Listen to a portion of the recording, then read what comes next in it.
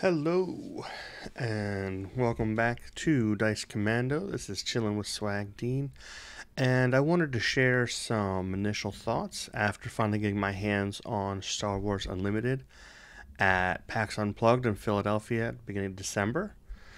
I'm going to say this is coming from someone who played Star Wars Destiny a ton, still does. I've also played Flesh and Blood, but like my experience outside of that in the TCG world is fairly limited. I didn't play a ton of Magic, Pokemon. I haven't played the new Lorcana, things like that. So I'll give you an idea of where my feedback would be coming from. Um, I did get to meet some of the designers while we were there, Jeremy and Tyler.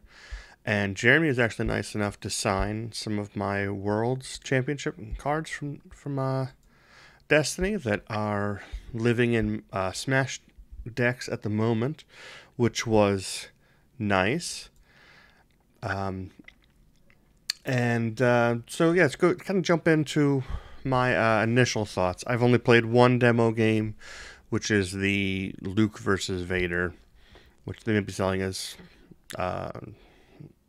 proper kits when they come out. I'm not even really sure what the release is looking like. I would say that the game feels like a Runeterra meets Destiny. It has the more, it feels like a Runeterra, card battling kind of thing. What it gets from Destiny, obviously, is Star Wars. It's in the same, license, and kind of the back and forth action taking dynamic. So it's not like where you do everything you can and then your opponent's turn.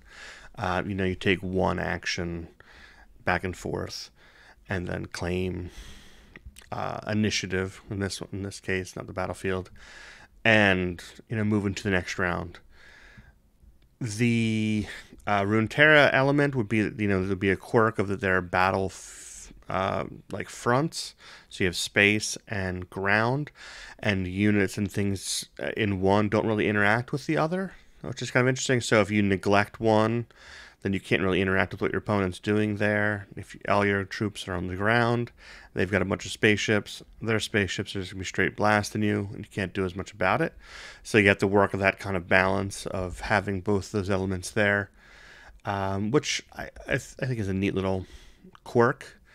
Unlike Magic, where people talk about being like mana screwed, if you don't get your lands or whatever, in this game, every card can be turned into like a permanent resource. So each round you're adding ones, you can do more and more powerful things as the game progresses.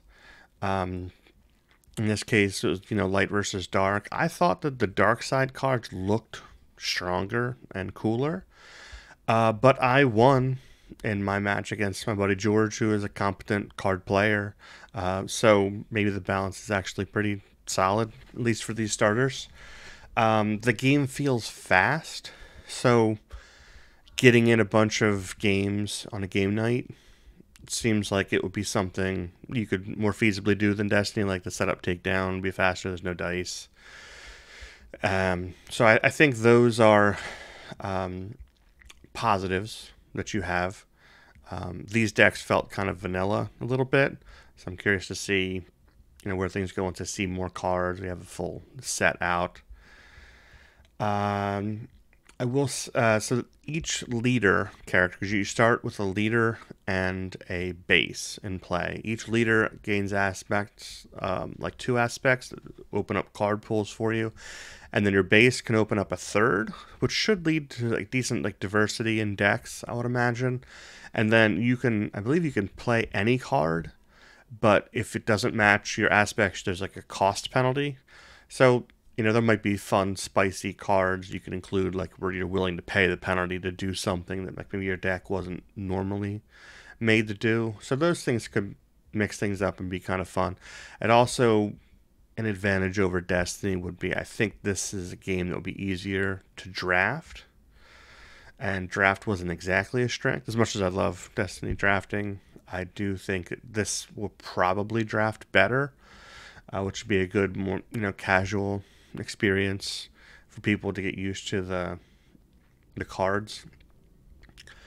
A big problem for Destiny was storage, and I do like that while we were there, they actually had on display. They've already got products designed by GameGenic that are made to showcase and store your Star Wars Unlimited decks, and they'll be available at launch. That sounds like a brilliant idea. I kind of wish that FFG had done a better job with supporting Destiny in that. Like some of the prizes were just like generic deck boxes. The storage binders didn't store your tokens and things like that, and then the dice didn't stay in there very well. They didn't stay closed very well. So that was something that was definitely lacking in Destiny, and it looks like they're doing better here. On that front, they are saying all of the right things, at least now, to try to heal the wounds of the past with Destiny and other games that they've canceled kind of early or didn't necessarily support as well as they should. So they're saying that they're going to be really good now when it comes to consistent releases and OP support. And, obviously it's all talk now. We have to see how they actually roll that out. I imagine people will not give them a very long leash with that. But, I think people are going to let them try to show that they're going to do it better this time. And they have a couple advantages over it this time. Like I said, it seems that they have more ready to go up front. They don't have the production problems of things like dice. These are just cards. So this is a little bit more, well-trod, courses. Lots and lots of TCGs and similar things exist. So printing cards should be easy enough to do. Speaking of the cards, we are finally going to have foils and like alternate art things to chase, so that there's more incentive to buy packs, to continue drafting, to get packs as a prize, so that when you have to get you get more packs, there's just more things to look forward to. Whereas in Destiny, once you had 2 of every card, you were done. Maybe getting trade fodder for the next set when it comes out, or to help out your friends. A couple cards were worth a little bit of money, but there wasn't really an incentive after a while to keep opening packs for Destiny. And with these, there should be shiny things to chase down. If you have cards you really like, now you'd like to get foils of your favorite cards. So just, hunting those things down. The pack luck situations, kind of common to most games, will be here, which I think is good. Having said all of those positive things, I did not really fall in love with the game this weekend. I don't see it bumping Destiny out of like the center of my TCG heart. Destiny was like my first love, and you could certainly say that I'm biased, and I wouldn't really be able to defend myself very well there. But I am warming to the idea of being hurt again by FFG, and giving the game like a decent run when it comes out in March of 2024. I believe that Andrew is also in the kind of a wait-and-see kind of mode when it comes to Star Wars Unlimited, so I would not expect a ton of like Star Wars Unlimited content to be spooling up here at Dice Commando, but I will promise to follow up again when the game releases and give some more detailed feelings on how the game drafts and how it goes once I get a better exposure to it. But anyway, thanks again for